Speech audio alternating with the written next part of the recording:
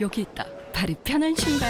맞다 맞다 나르지로 맞다. 출퇴근해도 운동할 때도 오래 걷는 여행에도 세상에서 가장 편한 신발. 맞다 맞다 나르지로 맞다. 나르지오. 개묘년 새해가 밝았습니다. 라디오 서울은 당신의 새해 시작을 응원합니다. 새해 복 많이 받으세요.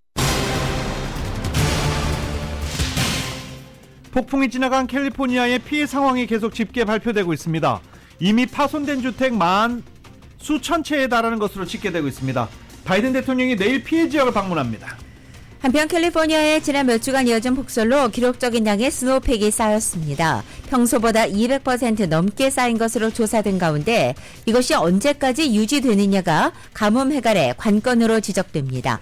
캘리포니아 중산층 텍스 리턴 데빗 카드 사기가 극성을 부리고 있어 주민들의 주의가 당부되고 있습니다. 바이든 행정부가 연방정보기관의 한국어 등 외국어 서비스 확대와 증오범죄 대응 강화 그리고 아시안 채용 증대까지 구체적인 정책 목표를 명시한 첫 아시안 전략 문서를 발표했습니다. 다음 달 1일부터 LA시의 강제 세입자 퇴거 유예 조치가 해제되는 가운데 세입자는 연장을, 집주인은 해제를 기다리고 있는 것으로 나타났습니다. 의료업계의 레지던트들의 노조 결성 움직임이 확산되고 있습니다. 코로나 이후에 높은 임금과 처우 개선을 요구하는 분위기 확산에 따른 것으로 보입니다. 지난 중간선거에서 낙선한 뒤 선거 조작을 주장했던 공화당 후보가 선거 관리를 담당했던 민주당 정치인들 자택에 총격을 가하도록 사주한 것으로 드러나 충격을 주고 있습니다. 4살 배기 어린아기가 총을 흔들며 노는 모습이 감시 카메라의 화면에 포착됐습니다. 아이 아버지는 체포됐습니다. 바이든 대통령이 일본에 이어 네덜란드 총리와의 정상회담에서도 중국에 대한 반도체 장비 수출 통제를 논의했습니다. 토니 블링컨 국무장관과 제임스 클리버리 영국 의무장관이 워싱턴에서의 첫 번째 회담을 가졌습니다. 우크라이나에 대한 지속적 지원과 대만 해협에서의 평화 유지 입장을 재확인했습니다. 인플레이션이 진정 추세라는 관측 속의 설문조사 결과 지난달 가계 소비가 전년 동기 대비 7.7% 증가해 고점이었던 지난 8월 증가율 9%보다 내려온 것으로 나타났습니다. 글로벌 투자은행 골드만삭스가 11년 만에 최악의 분기 성적표를 받아들었습니다. 월스트리트의 대형 은행들은 대체로 부진한 실적을 내놓고 있고 각 은행별로 희비가 엇갈리고 있습니다. 가상화폐 거래소 FTX가 지난해 11월 파산보호 신청 직후 해킹을 당한 가상화폐 규모는 4억 1,500만 달러가 넘는 것으로 파악됐습니다. 마이크로소프트가 대규모 감원에 나서게 됩니다. 하버드 의대가 대학 순위 평가를 사실상 거부하기로 했습니다. 하버드 대학 측은 US 뉴스의 대학 순위 평가에 대해 사실을 호도하거나 부정확한 데이터를 보고하는 대학들의 삐뚤어진 인센티브를 창출했다고 비판했습니다. 스위스 다보스 포럼에서 우크라이나 전쟁이 화두에 올랐습니다. 특별 연설에 나선 우크라이나 영부인은 러시아군의 잔혹성을 알리면서 세계 각국에 지원을 호소했습니다.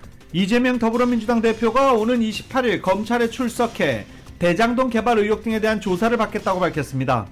이 대표는 아무 잘못도 없는데 또 오라고 하니 간다며 당당하게 맞서겠다고 말했습니다. 김성태 전 쌍방울 회장에 대한 이틀째 조사가 진행되고 있는 가운데 검찰은 구속영장을 청구할 것으로 보입니다. 김 전 회장 측은 반성의 의미로 영장 심사를 포기했다고 밝혔습니다.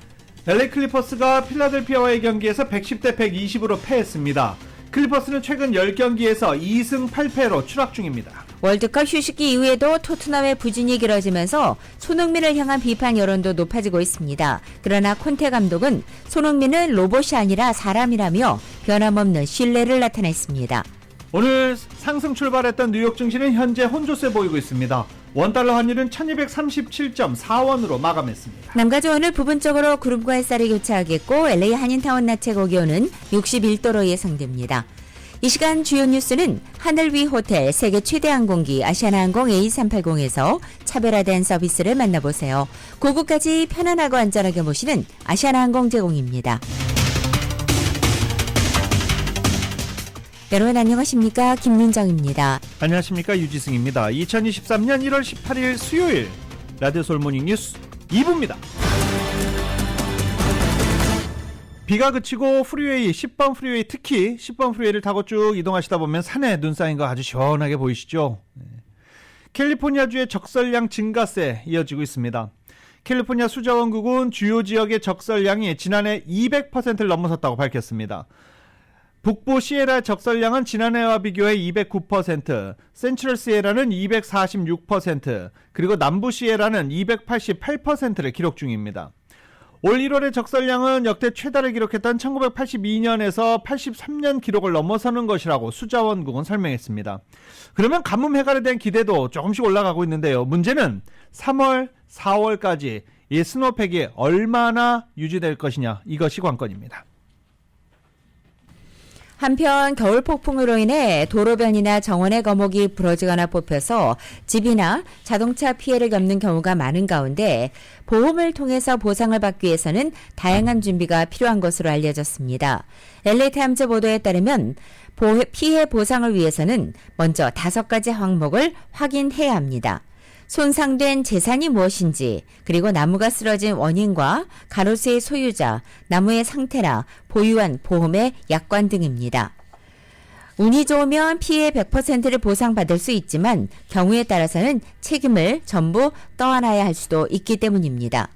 보상 신청에서 가장 중요한 것은 나무를 쓰러뜨리는 원인에 대한 조사입니다. 대부분의 주택보험은 폭우나 폭풍, 번개, 우박을 이유로 나무가 부서져 재산이 훼손됐을 경우 상당 부분의 피해를 보상하게 됩니다.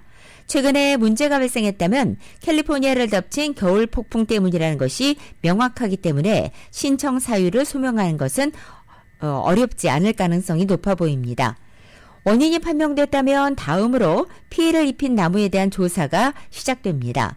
대부분의 경우 나무가 가로수이기 때문에 피해를 받은 사람이 책임을 질 필요는 없지만 가로수로 인한 피해가 아니고 개인이 관리하는 정원 안의 나무였다면 문제가 복잡해질 수 있습니다.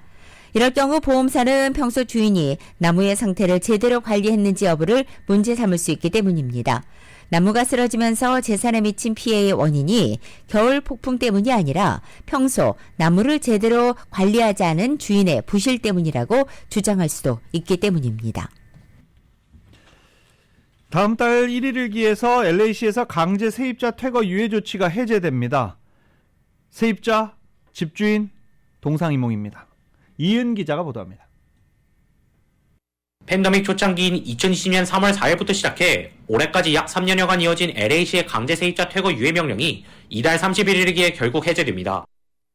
팬데믹 비상 상황은 지났다 해도 경제는 아직 코로나 팬데믹 이전 수준으로 회복돼 있지 않다 보니 세입자 퇴거 유예 명령이 정말 해제된다면 그때는 어떻게 하나 걱정하는 세입자들이 많습니다.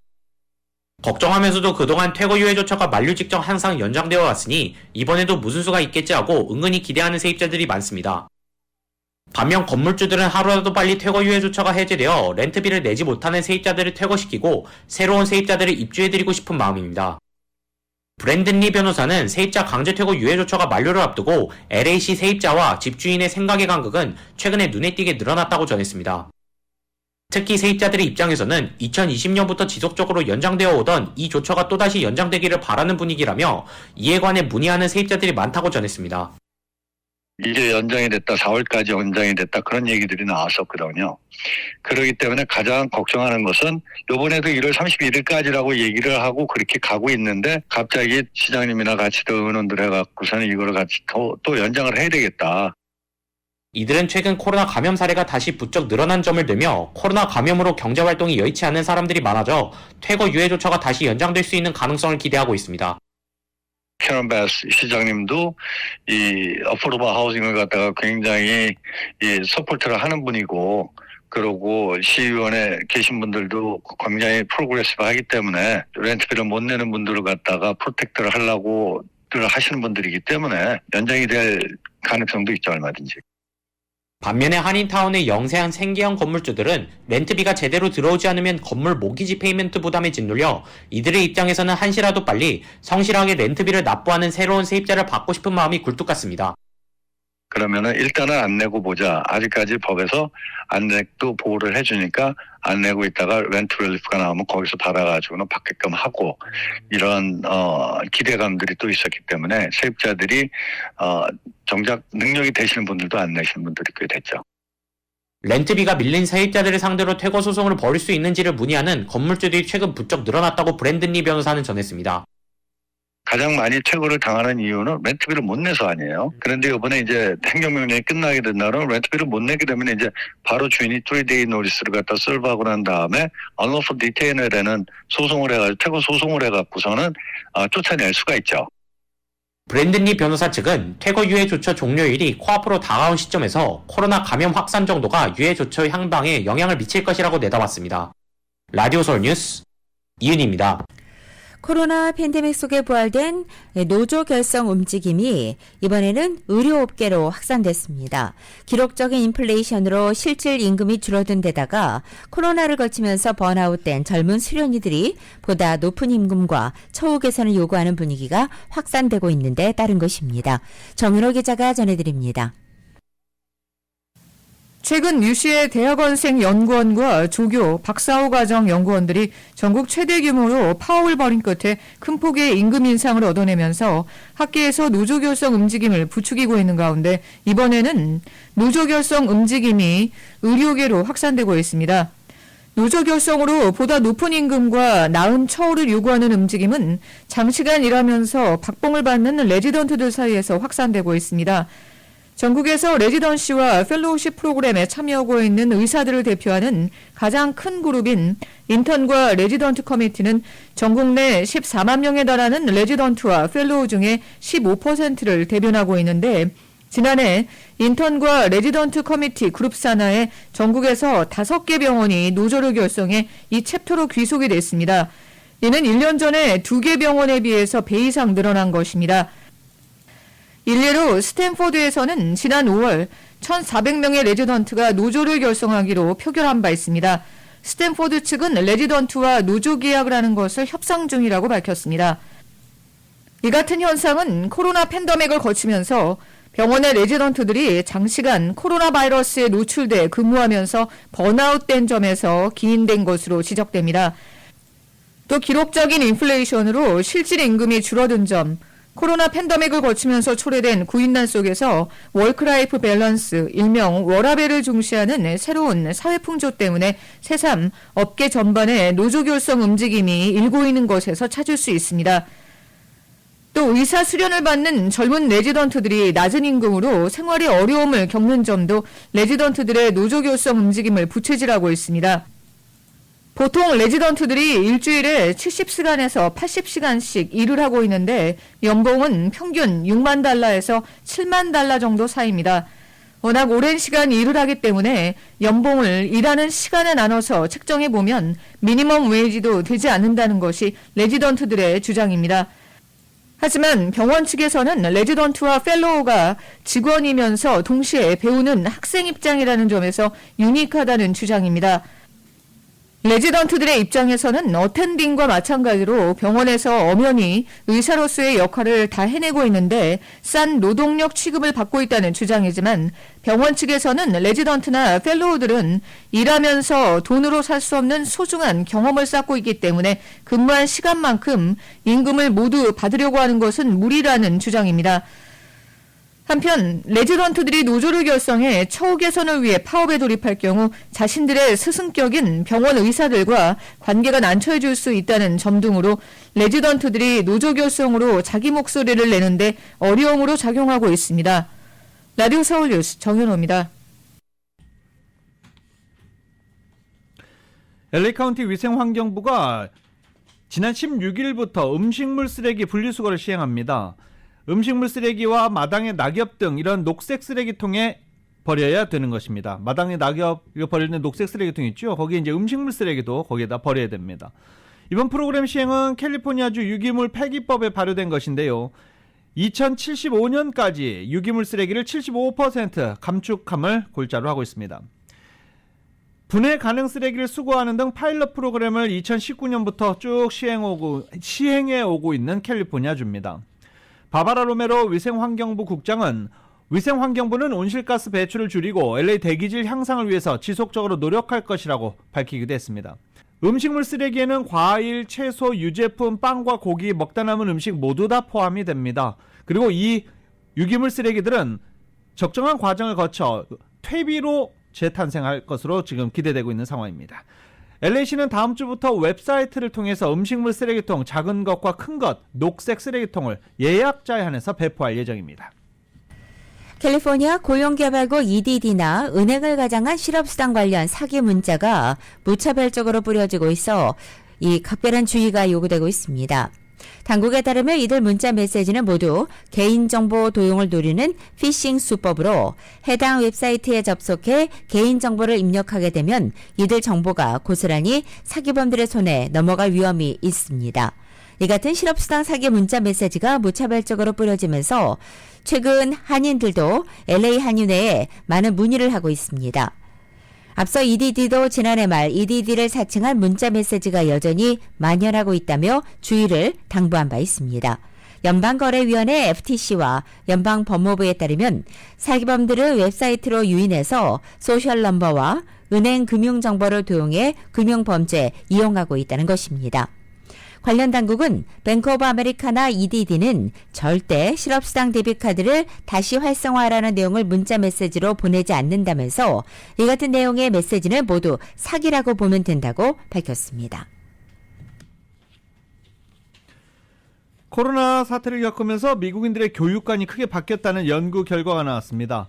싱크탱크 포퓰리스는 성인들이 생각하는 초중고등학교 교육의 목표를 1위부터 57위까지 우선순위를 매긴 교육 목적 지수를 발표했습니다. 응답자들 중 총 57개의 교육 목표 중 개인적으로 가장 중요하게 생각하는 목표가 무엇인지를 답한 뒤 사회적으로 중요하다고 여겨지는 목표를 꼽았습니다. 이에 코로나 바이러스 이전과 크게 달라진 결과가 나왔습니다. 가장 눈에 띄는 변화가 대입 준비입니다. 대입 준비는 초중고 교육 목적 중 47위를 기록했습니다. 코로나 유행 이전에는 10위를 기록했는데 순위가 37단계나 낮아진 것입니다. 특이한 점은 개인적인 인식과 사회적인 인식의 격차도 매우 크다는 것입니다. 대입 준비 중요성은 개인 차원에서는 47위지만 사회적 인식 차원에서는 3위로 큰 차이를 보였습니다. 이는 사람들이 교육과 관련해 서로 사회적인 오해를 품고 있음을 보여준다고 포퓰리스는 평가했습니다. 글로벌 온라인 동영상 서비스 OTT인 넷플릭스가 올해 역대 최다인 모두 34편의 한국 콘텐츠를 플랫폼에 올릴 예정으로 알려졌습니다. 넷플릭스는 어제 올해 다양한 시리즈와 영화를 포함한 34편의 한국 작품을 방송할 예정이라면서 이것은 역대 최다 한국 시리즈 영화 라인업이라고 발표했습니다. 올해 넷플릭스 플랫폼에 오르는 한국 작품은 드라마 시리즈 21편과 리얼리티쇼 5편, 영화 6편, 다큐멘터리 2편 등입니다. 방송은 넷플릭스 자체 자료를 인용해서 넷플릭스 전체 사용자 60%가 지난해 한국 콘텐츠를 시청했다며 넷플릭스에서 한국 콘텐츠는 계속 성장하고 있다고 전했습니다. 하버드 의대가 미국의 유력 대학 순위 평가를 사실상 거부하기로 했습니다. 최상위 로스쿨들이 비슷한 결단을 내린 지 2달 만에 보이콧 움직임이 의대로 확산한 것입니다. 하버드 대학교의 데일리 학장은 US 뉴스의 대학 순위 평가에 대해서 철학적인 우려를 갖고 있다며 사실을 호도하거나 부정확한 데이터를 보고하는 대학들의 삐뚤어진 인센티브를 창출하고 있다고 비판했습니다. 대학 순위는 우리가 의학 교육 과정을 통해 발전시키려는 교육적인 탁월함, 졸업생들의 준비 자세, 자비롭고 공정한 환자 돌봄이라고 숭고한 포부를 의미 있게 반영하지 못한다고 지적했습니다.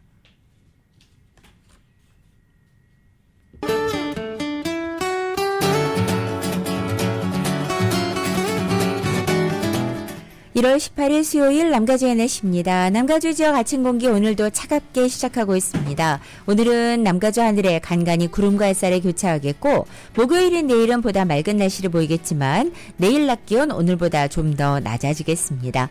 LA 한인타운의 오늘 낮 최고 기온 61도, 밤 최저 기온 44도, 오렌지 카운티 지역은 60도, 41도, 밸리와 일랜드 엠파이어 지역은 62도, 40도, 해안 지역은 58도, 45도 예상됩니다. 한국은 오늘 전국이 점차 흐려지겠고 밤부터는 비가 내리겠습니다. 서울의 오늘 아침 최저 기온 28도, 낮 최고 기온 41도로 예상됩니다. 라디오 서울 모닝뉴스 2부 이 시간은 1250만 불 교통사고 최고 보상, 교통사고 전문 천재 변호사 리차드 호프만, 존경받는 기업 17년 연속 1위, 소비자 신뢰도 1위, 유한양행 뉴 오리진의 미주 총판 셀리온, 총 20억 달러의 승소, 크고 작은 교통사고와 상해 브라이언 타필라와 시질러, 메디케어 시니어를 위한 전문의 허가가 아주 빠른 한인 최고 최대의 서울 메디칼 그룹 공동 제공입니다.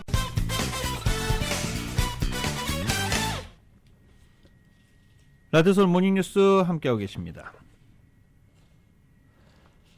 바이든 정부가 아시아계와 하와이 원주민, 태평양 섬주민의 형평성과 정의, 기회를 증진하기 위한 정책 목표와 부처별 행동계획 등을 담은 첫 전략 문서를 발표했습니다.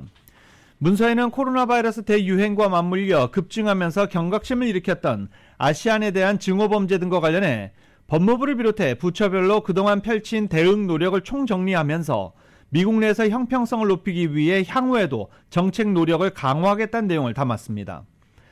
백악관은 32개 연방 부처별로 시행된 관련 조치를 모은 국가 전략을 내놓은 것인데, 바이든 대통령에게 보고한 백악관 문서에서 소속감과 포용성을 증진하고 아시안에 대한 증오범죄 및 차별 대응, 그리고 태평양 섬주민 관련 통계 보완, 언어 접근 확대, 평등하고 포용적인 코로나 바이러스 대응 및 회복 노력, 연방정부 인종 다양성 강화, 지역사회와 접촉 확대 등을 정책적 우선순위로 제시했습니다. 백악관은 아시안 대상 증오범죄 대응과 관련해 한국어를 포함해 24개 언어로 증오범죄 신고 요령을 담은 웹페이지를 만드는 등 증오범죄 예방과 해결을 위한 법무부의 그간 노력을 소개하기도 했습니다. 백악관은 바이든 대통령에게 보고한 문서에서 2019년 대비 2020년에 아시안 대상 증오범죄가 73%나 늘었다며 FBI의 과거 증오범죄 통계 자료도 인용하면서 심각성을 재차 부각하기도 했습니다. 부인이 한국계여서 이른바 한국사위로 불렸던 레리 호건 메릴랜드주 주지사가 주 내에 높은 지지율을 안고 8년의 임기를 마무리하면서 오늘 퇴임합니다. 메릴랜드주는 민주당세가 강한 지역이지만 공화당 소속인 호건 주지사는 중도 온건 성향으로 인해 민주당 지지층에서도 높은 지지를 받아왔습니다. 호건 주지사는 2015년도 첫 임기를 시작해 자선을 성공하면서 두 번의 주지사직을 수행했지만 이 메릴랜드주의 연임 제한 규정 탓에 이번에 물러나게 된 것입니다. 2024년 대선에 도전할 가능성이 있는 호건 주지사는 공화당 잠룡으로 분류됐고 이미 차기 대선 출마를 선언한 트럼프 전 대통령과도 당내에서 경쟁할 것으로 관측되고 있습니다. 호건 주지사는 한국계 유미 호건 여사를 부인으로 두면서 재임 기간 내내 한국에 대한 관심을 많이 표출했습니다. 연방 하원 선거에서 패배한 공화당 후보가 민주당 정치인들을 대상으로 총격을 사주한 혐의가 드러났습니다. 트럼프를 추종하는 젊은 정치인의 정치 보복, 사회는 충격에 빠졌습니다. 미국이 마피아냐, 이런 비난도 나오고 있습니다. KBS입니다. 미국 중간선거에서 뉴멕시코주 하원의원 후보로 출마했던 공화당 정치인이 전격 체포됐습니다. 39살인 솔로몬 페냐는 남자 4명을 고용해 돈을 주고 상대당인 민주당 소속 정치인들에게 총격을 사주한 혐의를 받고 있습니다. After the election in November, Solomon Pena reached out and contracted someone for an amount of cash money to commit at least 2 of these shootings. 페냐는 지난해 11월 중간선거에서 민주당 후보에게 48%포인트 차이로 패배했지만 결과에 승복하지 않았습니다. He's an election denier. He doesn't want to accept the results of the election. 선거 직후인 지난해 12월부터 민주당 정치인들의 집 3곳을 표적으로 수십 발의 총격을 사주했고 지난 3일 뉴멕시코주 상원의원의 집에는 직접 자동 소총을 들고 갔습니다. 총구가 막혀 페냐의 총은 발사되지 않았지만 그 일당의 총알은 상원의원의 10살 난 딸이 잠들어 있던 침실 벽을 관통했습니다. How close that had with the bullets going through my daughter's bedroom, exactly, the threat that was made to my family. 페냐는 트럼프 추종자로 2020년 대선 사기 주장에 동조해왔고 미 의사당 난입이 일어났던 1월 6일 워싱턴 DC 집회 참석을 자랑스럽게 인증해왔습니다. No, we don't always agree with our elected officials, but that should never, ever lead to violence. 특히 이번 사건은 공화당 내에서 공직인 하원 의원 후보로 선출되니가 직접 범죄를 사주하고 가담했다는 점에서 더 큰 충격을 주고 있습니다. 워싱턴에서 KBS 뉴스 김양순입니다. 그런가 하면 4살 된 아이가 진짜 총을 들고 아파트 복도를 돌아다니는 일도 있었습니다. KBS의 보도입니다. 한 아파트 복도에서 기저귀를 찬 아이가 총을 든 채 돌아다닙니다. 앞뒤로 총을 흔들고 방아쇠를 당기는가 하면 계단 아래나 허공, 심지어 자신에게도 총을 겨눕니다. 이 아파트에 사는 4살짜리 아이인데 장난감이 아니라 9mm 구경의 진짜 총을 들고 있는 겁니다. So my son opened the door and the little boy upstairs then standing there with a firearm. And I looked out the peephole and he was standing there. 이웃 주민의 신고로 출동한 경찰은 집안 수색에 나섰습니다. The downstairs neighbors said they saw your son running around with something they thought was a silver handgun. I've never brought a gun in this house. If there is, it's my cousin's. 아이 아버지는 숨겼지만 아이는 곧장 책상 서랍에서 총을 꺼냈다고 알려줍니다. 서랍에선 15발이 장전된 9mm 권총이 발견됐고 경찰은 즉시 아이 아버지를 아동 방임 혐의로 체포했습니다. Parents are the ones who are responsible for keeping a curious child from handling a firearm. 며칠 전엔 6살짜리 초등학교 1학년 남학생이 30대 여교사를 향해 총을 발사했고 지난해 6월엔 8살 아이가 아버지의 총을 만지다가 쏴 1살 아기가 숨지기도 했습니다. 뉴욕타임스는 2020년에 총기가 어린이 사망 주요 원인으로 올라섰다고 지적했습니다. 실제 OECD 전체 어린이 총기 사망자 가운데 미국의 비중은 97%에 이릅니다. 전문가들은 쉽게 총기를 구할 수 있게 되면서 이 같은 사고가 늘어나고 있다고 분석하고 있습니다. KBS 뉴스 김지숙입니다. 더 힐은 지난해 260개 공항의 교통안전청 보안검색대에서 모두 6,542정의 총기가 압수됐다고 밝혔습니다. 이는 사상 최다를 기록했던 지난해보다 570정이 늘어난 것입니다. 공항 보안검색대를 통과한 11만 6천 명당 1명꼴로 총기를 숨겨서 항공기에 탑승하려다 적발된 것입니다.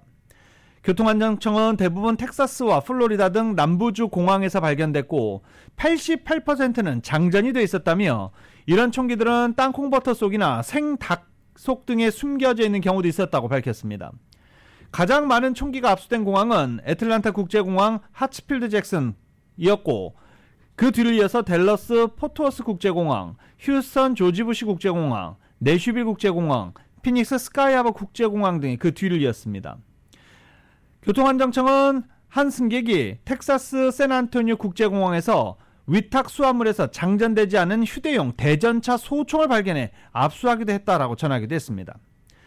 교통청에 따르면 사전 신고 절차를 거친 무기는 장전하지 않고 잠금 장치가 있는 튼튼한 상자에 포장해 위탁 수화물로 보낼 수 있습니다. 기내 반입은 총기 휴대 허가가 있는 사람에게도 엄격하게 금지됩니다.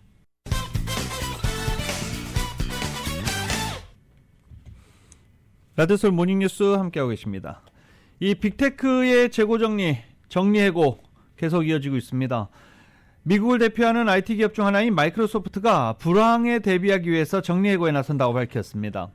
사티아 나델라 최고 경영자는 2023년 회계연도 중 3분기가 지나기 전에 직원 10,000명, 전체 직원의 5%에 해당하는 10,000명을 해고할 방침이라고 밝혔습니다. 마이크로소프트는 일부 직원들에 대해서는 이미 정리해고 대상자로 선정됐다는 사실을 통보했습니다. 정리해고 사유에 대해서는 거시경제적 환경과 소비자 요구 변화에 대응하기 위한 것이라고 설명했습니다. 마이크로소프트는 코로나 사태 직후 개인용 컴퓨터 수요가 급증하면서 호황을 누렸지만 이후 운영체제인 윈도우와 관련한 소프트웨어 매출 저조에 시달리고 있는 중입니다.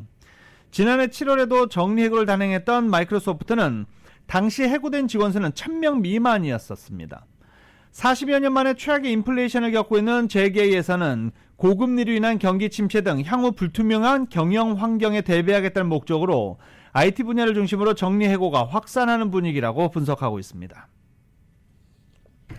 최근 인플레이션이 진정 추세라는 관측 속에 지난달 미국 가계의 소비 증가세도 둔화했다는 조사 결과가 나왔습니다. 연은은 4개월 단위로 실시하는 설문조사 결과 지난달 가계 소비가 전년 동기 대비 7.7% 증가해서 고점이었던 지난해 8월 증가율인 9.0%보다 내려왔다고 밝혔습니다. 최근 4개월 새 목돈이 들어가는 지출을 했는지와 관련해서는 지난달 56.4%가 그렇다고 응답해서 지난해 8월 61.7%는 물론이고 2021년 12월 58.1%보다 줄어들었습니다. 자동차를 구매했다는 응답도 2020년 8월 이후 가장 낮았습니다. 2023년도 월 평균 가계소비 증가율 예상치는 4.0%로 지난해 8월 조사 때 4.4%보다 낮아지는 등 앞으로도 미국의 소비 증가세 둔화는 이어질 것으로 전망됐습니다. 미국의 저명 경제학자인 케네스 로고프 하버드대 석좌 교수가 내년 올해 글로벌 부동산 시장이 침체를 겪을 것으로 전망했습니다.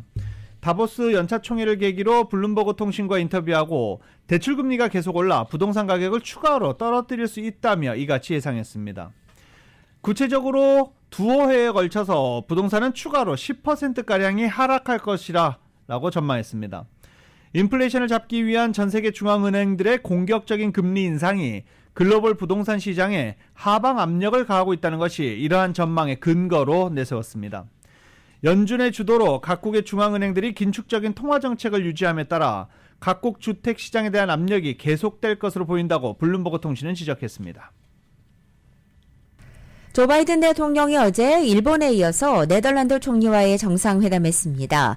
역시 중국에 대한 반도체 장비 수출 통제를 논의했습니다. YTN의 보도입니다. 조 바이든 미국 대통령과 마르크 류트 네덜란드 총리가 백악관에서 정상회담을 열고 미국이 지난해 10월 발표한 중국에 대한 반도체 장비 수출 통제 조치에 대해 논의했습니다. 네덜란드에는 세계적인 반도체 노광 장비 생산업체인 ASML이 있어 네덜란드의 동참이 필수적입니다. 카린 장피에르 백악관 대변인은 기자 질문에 우리는 이 문제가 국가안보 차원에서 갖는 중요성을 인지하고 있다면서 바이든 대통령은 다른 사안과 함께 이 문제를 논의했다고 말했습니다. 장피에르 대변인은 이 사안에 대해서 발표할 내용이나 추가로 공유할 내용은 없다고 밝혔습니다. So just want to be very clear on this as well. We don't push any of our allies or our partners. We consult with them closely, and they make their own decisions. And this is how we move forward with our relationship, again, with our allies and partners. 지난 13일 백악관에서 열린 미일 정상회담에서도 이 문제가 논의됐다고 두 나라 관계자들이 전했습니다. 커트 캠벨 백악관 국가안보회의 인도태평양 조정관은 바이든 대통령은 기시다 총리에게 반도체 수출 통제 문제에 대해 주의 깊게 연구했고 적절하게 대응하고자 한다는 뜻을 전달했다고 말했습니다. 캠벨 조정관은 우리 모두 만족했고 대화는 매우 건설적이었다고 생각한다고 설명했습니다. 그러면서 경제안보 문제에 있어서는 공조가 효과적으로 이루어졌다는 것을 확실히 하는 것이 중요하다고 강조했습니다. 도미타 고지 미국 주재 일본 대사는 우리는 이 문제에 매우 긴밀하게 협력하고 있다며 산업계와도 긴밀하게 협력할 필요가 있다는 점에서 이는 매우 복잡한 문제라고 지적했습니다. 이어 그렇지 않을 경우 이는 지속 가능하지 않다며 기술뿐 아니라 경제적 측면에서 접근이 조심스럽게 진행 중이며 앞으로 몇 주 안에 이 문제와 관련해 진전이 이루어지기를 기대한다고 분위기를 전했습니다. YTN 김원배입니다. 반도체를 비롯한 주요 산업 분야 탈아시아 공동 전선 구축을 선언한 북미 대륙 3국이 전기차 배터리 핵심 소재인 리튬 생산을 위한 매장량 공동조사에 나섭니다. 미국, 멕시코, 캐나다는 리튬 매장량을 상세히 정량화하기 위한 공동 프로젝트를 구상 중인 겁니다. 브라이언 니콜스 국무부 서반구 담당 차관보는 우리는 북미 대륙에 있는 매우 중요한 이 광물을 탐사하기 위해 함께할 것이라며 정확한 매장지와 그 규모를 최대한 개량화할 예정이라고 밝혔습니다. 탐사가 어떤 식으로 진행될지에 대해 정확한 언급은 하지 않았지만 주권을 존중하면서 전문 기술을 통해 우리 이니셔티브의 경험을 활용할 수 있는 가능성을 제공할 준비가 돼 있다는 점은 분명히 말할 수 있다라고 강조했습니다.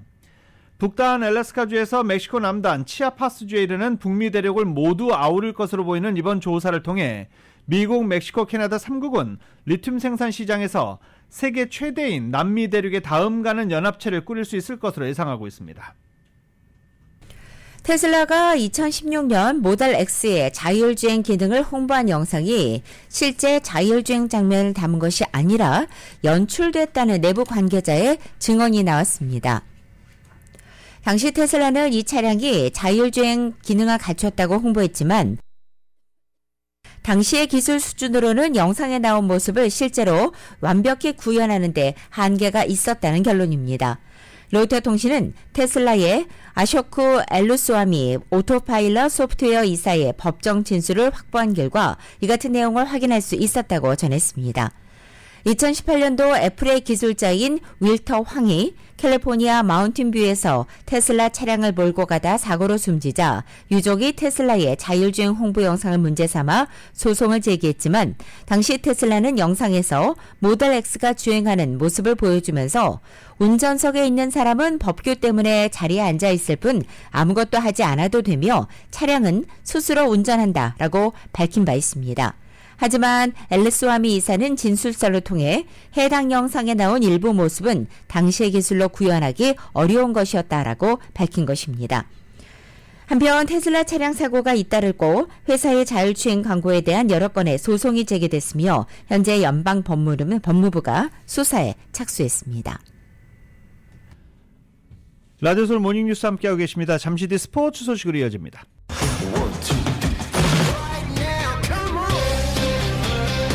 라디오솔 모닝뉴스 스포츠 소식입니다. 스포츠 소식은 전문가가 추천하는 이민법과 가정법 전문 제인정 종합법률사무소 제공입니다. 어제 LA 클리퍼스가 필라델피아 76서스와의 경기에서 110대 120으로 패했습니다. LA 클리퍼스 그러면서 23승 23패 5할 승률로 떨어졌습니다. 이 5할 밑으로 또 내려갈까 우려되는 부분입니다. 그나마 다행인 게 어제 클리퍼스 폴 조지가 햄스트링 부상에서 6경기 만에 복귀한 것은 그나마 또 다행인 일입니다. 그래도 폴 조지 13득점, 리바운드 8개, 어시스트 4개를 기록했는데 아직 몸 상태는 정상은 아닌 것으로 보였습니다. 카와이 레너드가 27득점을 올렸지만 팀 패배를 막기는 어려웠습니다. 필라델피아 조엘 엠비드 무려 41득점이나 쏟아부었습니다. 월드컵 휴식기 이후에도 토트넘의 부진이 길어지자 손흥민을 향한 비판 여론도 높아지고 있습니다. 하지만 콘테 감독은 손흥민이 로봇이 아닌 사람이라면서 변함없는 신뢰를 보여주고 있습니다. KBS의 보도입니다. 무기력한 경기 끝에 아스널과의 북런던 더비마저 패하자 토트넘 팬들의 인내심도 바닥을 향해 가고 있습니다. 이번 시즌 리그 17경기에서 4골밖에 못 넣고 있는 손흥민을 벤치에 앉혀야 한다는 여론이 들끓고 있습니다. So maybe now Richarlison's back, put Richarlison on and put Kulu on the right and then Son will come back maybe a bit more confident. I love him like a brother, but he needs to be benched. That's for sure. Yeah, he needs to be benched for a while to maybe get a new start. 그러나 토트넘의 콘테 감독은 손흥민을 향해 변함없는 믿음을 보여줬습니다. 안면 골절이라는 치명적인 부상을 안고 월드컵까지 소화한 손흥민도 결국 한 명의 사람일 뿐이라고 주둔했습니다. In this season, he's not scoring so much because we count about his goal. Then, but we are talking about not robot, but we are talking about the person, human. 현재 리그 5위로 처져 있는 토트넘은 모레 새벽 혼란이 버티고 있는 맨체스터 시티와 원정 경기를 치릅니다. 맨시티가 EPL 최강팀 중 하나지만 손흥민은 통산 15경기에서 7골, 돈 3개를 올릴 만큼 유독 강한 모습을 보였습니다. 답답했던 마스크와 작별한 손흥민이 맨시티 킬러의 면모를 살려 스스로 비판 여론을 잠재워야 할 때입니다. KBS 뉴스 이준입니다. 월드컵을 지내면서 이강인 선수에 대한 몸값 계속 올라가고 있죠. 여러 팀들로 이강인 선수도 역시 러브콜을 받고 있는 것으로 알려지고 있습니다. 마요르카의 아기레 감독, 이강인 지금은 못 보낸다 라고 말했습니다. KBS입니다. 레알 소시에다드와의 구강컵 16강전에서도 이강인은 풀타임을 소화하며 공격의 중심에 섰습니다. 올 시즌 수비 가담 능력이 월등히 좋아진 건 물론 명품 크로스를 앞세워 두 골의 도움 3개를 기록 중입니다. 카타르 월드컵에서도 이강인이 강렬한 인상을 심어주자 다른 리그 팀들의 러브콜이 쏟아지기 시작했습니다. 프리미어 리그의 뉴캐슬 유나이티드와 에스턴 빌라 등이 관심을 보이고 있지만 당장 이적이 성사되긴 힘들어 보입니다. 부쩍 높아진 관심 속에 마요르카 현지에선 이강인의 인기는 날로 높아지고 있습니다. 마요르카의 아기레 감독도 이강인은 최고의 선수 중 한 명이라며 지금은 못 보낸다고 밝혔습니다. One of the best players I ever trained in my life. Take the leadership of this team because he have a lot of skills. I think he can go further than that. 라리가에서 치열한 중위권 싸움을 벌이고 있는 마요르카 입장에선 이강인의 천부적인 재능이 꼭 필요합니다. It's very difficult in this instance that we can allow him to go out because we need the player. I never ever will stop a player that wants to grow. 아기레 감독의 든든한 믿음 속에 마요르카의 핵심으로 성장한 이강인. 자신을 둘러싼 이적설 속에서도 이강인 선수는 묵묵히 전력을 다하고 있습니다. 마요르카에서 KBS 뉴스 유호윤입니다.